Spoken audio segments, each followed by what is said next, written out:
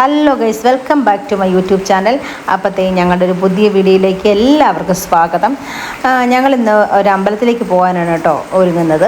വെള്ളിയാഴ്ച ദിവസം ആയതുകൊണ്ട് നമുക്ക് ചോറ്റാനിക്കലേക്ക് പോകാമെന്ന് വിചാരിച്ചു.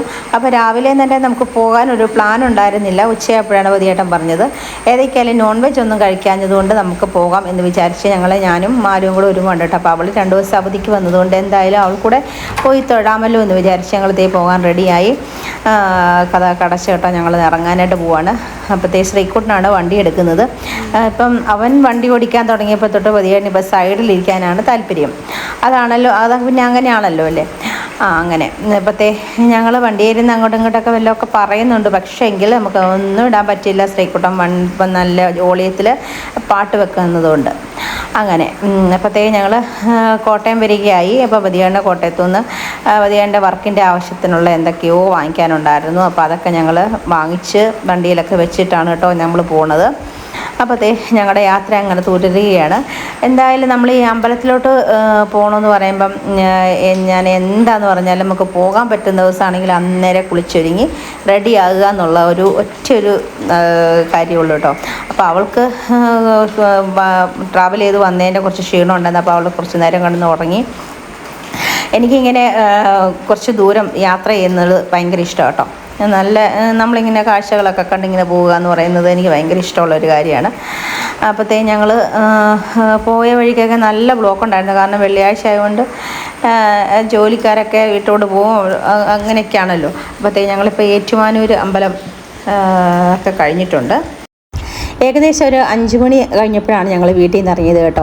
അപ്പം നമ്മൾ അവിടെ ചെല്ലുമ്പോൾ തന്നെ ഒരു 8 മണി ഒക്കെ ആവും എന്നുള്ളൊരു കാൽക്കുലേഷനിലാണ് നമ്മൾ പോകുന്നത്. പിന്നെ വഴിയിലൊക്കെ നല്ലപോലെ ബ്ലോക്ക് കിട്ടിയാൽ അതിനേക്കാൾ താമസിക്കും. എന്തായാലും 8:30 നട അടയ്ക്കും. അങ്ങനെയാണ് അവിടുത്തെ ഒരു രീതി. അപ്പം അവിടെ കീഴ്ക്കാവിൽ ഗുരുതിയൊക്കെ ഉള്ളതുകൊണ്ട് ആ ഒരു സമയത്ത് എന്തായാലും അടയ്ക്കും. അപ്പം നമുക്ക് തൊഴാൻ പറ്റുമോ ഇല്ലയോ എന്നുള്ളൊരു കൺഫ്യൂഷനിലാണ് നമ്മൾ പോകണം കേട്ടോ. തൊഴാൻ പറ്റണേ എന്നാണല്ലോ നമ്മുടെ മനസ്സിൽ. അപ്പോഴത്തെ ഏകദേശം 8 മണി കഴിഞ്ഞപ്പോൾ തന്നെ ഞങ്ങൾ അമ്പലത്തിന് നടയിൽ എത്തിയിട്ടുണ്ട് കേട്ടോ. അപ്പോഴത്തെ എത്തിയപ്പോൾ തന്നെ ഞാനും പതിയേട്ടനും മാലും കൂടെ പെട്ടെന്ന് തന്നെ അങ്ങോട്ട് ഓടി പോകുന്നുണ്ട്. എന്തായാലും നമുക്ക് ശർക്കരയൊക്കെ വാങ്ങിക്കണം, എന്നാലും ഒന്ന് തൊഴുതിട്ടാട്ടെ എന്ന് വിചാരിച്ച് ഞങ്ങൾ ഓടി അങ്ങോട്ട് പോകാൻ കേട്ടോ. അപ്പോൾ ശ്രീക്കുട്ടൻ വണ്ടി പാർക്ക് ചെയ്തിട്ടൊക്കെ വരട്ടെ എന്ന് വിചാരിച്ചിട്ട്.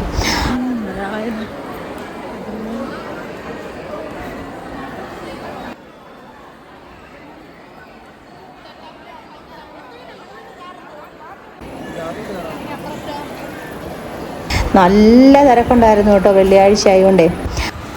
വെള്ളിയാഴ്ച ദിവസം പിന്നെ കീഴ്ക്കാവിൽ ഗുരുതിയും കൂടെ ഉള്ള ദിവസമായതുകൊണ്ടേ വെള്ളിയാഴ്ച ഭയങ്കര തിരക്കായിരിക്കും. അപ്പോഴത്തെ ക്യൂവിൽ നിന്നാൽ നമ്മൾ നടയടയ്ക്കുന്ന മുമ്പ് കയറുമോ ഇല്ലയോ എന്നൊരു ഡൗട്ടോടു കൂടിയാണ് കേട്ടോ ഞങ്ങൾ അങ്ങോട്ട് പോകുന്നത്. എന്തായാലും പതിയേണ്ട ക്യൂവിൽ നിർത്തിയിട്ട് ഞാനും മാലും കൂടെ പിന്നെ പുറത്തോട്ട് പോയി ശർക്കര വാങ്ങിക്കാമെന്ന് വെച്ചിട്ട് പോയി കേട്ടോ. അപ്പോഴത്തേ ഞങ്ങൾ ഓടിപ്പോയി ശർക്കരയൊക്കെ വാങ്ങിച്ചുകൊണ്ട് വരുന്നുണ്ട്. നമുക്ക് അമ്പലത്തിൽ പോകുമ്പോൾ നമുക്ക് ദേവിക്ക് എന്തായാലും ഒരു ശർക്കര വെക്കാതെ നമുക്ക് പോരാൻ പറ്റില്ല.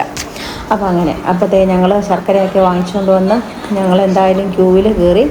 അപ്പോഴത്തേ ശ്രീക്കുട്ടനും വന്ന് ഞങ്ങൾ അവിടെ ഒരു കയറിപ്പോണ ഒരു സ്റ്റെപ്പ് പോലെ ഉണ്ട്. അപ്പോൾ അവിടെ അതൊക്കെ ഞങ്ങൾ കയറി കഴിഞ്ഞു. ഞങ്ങൾ തൊഴിലൊക്കെ കഴിഞ്ഞ് അമ്പലത്തിലൊന്നും നമുക്ക് വീഡിയോ അവൈലബിൾ അല്ല. അപ്പോൾ അതുകൊണ്ട് നമ്മൾ തൊഴിലൊക്കെ കഴിഞ്ഞ് നമ്മൾ ചിരടൊക്കെ ജപിക്കാൻ കൊടുത്തതൊക്കെ നമ്മൾ വാങ്ങിച്ചു. പിന്നെ നമ്മൾ ചുറ്റമ്പലത്തിലൊക്കെ ഒന്ന് തൊഴുതു. പിന്നെ നമുക്ക് പവിഴമലത്തറയിലൊക്കെ ഒന്ന് നമുക്ക് കയറി തൊഴണമല്ലോ. അപ്പോൾ അവിടെ നെയ്വിളക്കും കാര്യങ്ങളൊക്കെ നമുക്ക് കത്തിക്കേണ്ടതുണ്ട്. ഞാൻ ആ പ്രസാദം അവിടെ നിന്നാണ് അപ്പോഴാണ് വാങ്ങിച്ചത് കേട്ടോ.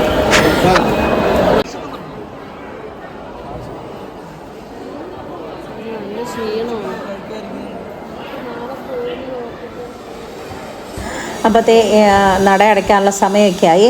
അപ്പം കീഴ്ക്കാവിലേക്ക് പോകുന്നതിന് മുമ്പ് ദേവിക്ക് ഒരു പ്രദക്ഷിണമുണ്ട് കേട്ടോ ആനപ്പുറത്ത്.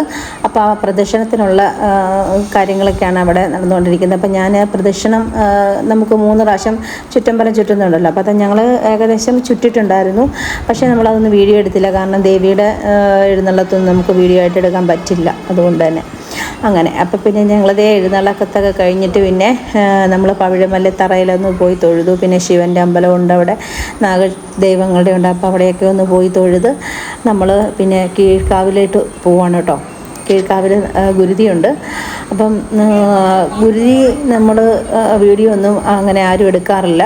അത് അങ്ങനെയാണ് അതിൻ്റെ ഒരു ഐതിഹ്യം.